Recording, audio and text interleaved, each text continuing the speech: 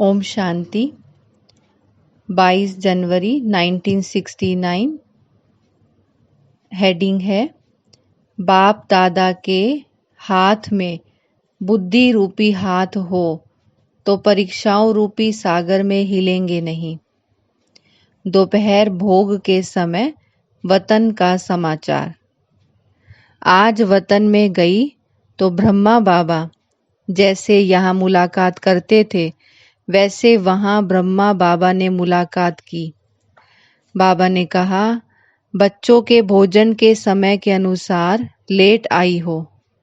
मैंने कहा, बाबा आपका तो 1-1:30 बजे भोजन पान करने का समय था।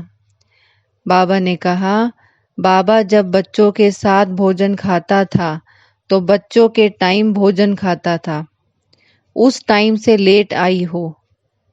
फिर बाबा ने ब्रह्मा बाबा को कहा कि ले जाओ।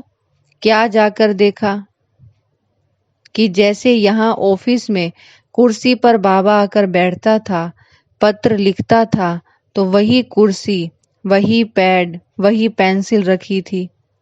मैं तो हैरान हुई कि यह सभी चीजें वतन में कैसे आ गई। फिर बाबा ने हस्तलिखित पत्र मेरे को दिया। मैंने पढ़ा।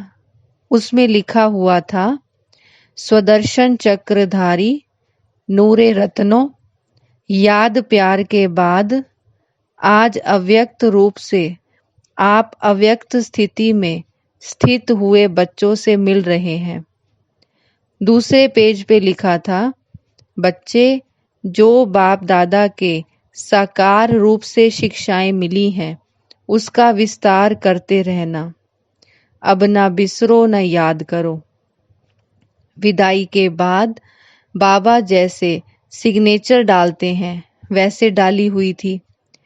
बाबा ने कहा, हमने अपने समय पर पत्र भी लिखा, फिर भोजन के लिए इंतजार कर रहे थे, फिर तो भोजन खिलाया। बाबा ने कहा, भल वतन में चीजें खाते हैं लेकिन यज्ञ के भोजन की रसना बहुत अच्छी है। फिर बाबा ने भोजन स्वीकार किया। जब हम आ रही थी तो बाबा ने एक दृश्य दिखाया। एक सागर था जिसमें बहुत तेज लहरें चल रही थी। बाबा ने कहा, आप इस सागर के बीच में जाओ।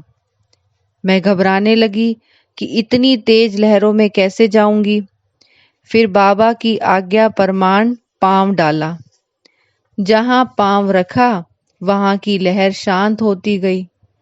फिर देखा कि बाप दादा दोनों ने छोटी छोटी नावें उस सागर के बीच में डाली, लेकिन कोई नाव तो सागर की लहर आने से गायब हो गई, कोई तो लहर से इधर उधर होती रही और कोई तो जैसी थी वैसी ही रही।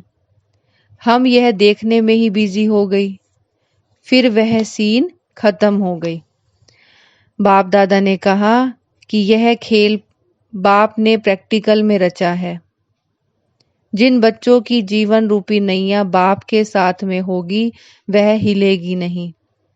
अभी तुम परीक्षाओं रूपी सागर के बीच में चल रहे हो, तो जिनका कनेक्शन अर्थात जिनका हाथ बाप दादा के हाथ में होगा उनकी यह जीवन रूपी नैया न हिलेगी न डूबेगी।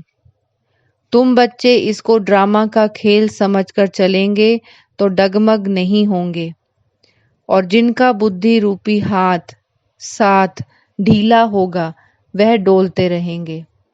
इसलिए बच्चों को बुद्धि रूपी हाथ मजबूत रखने का खास ध्यान रखना है। ओम शांति।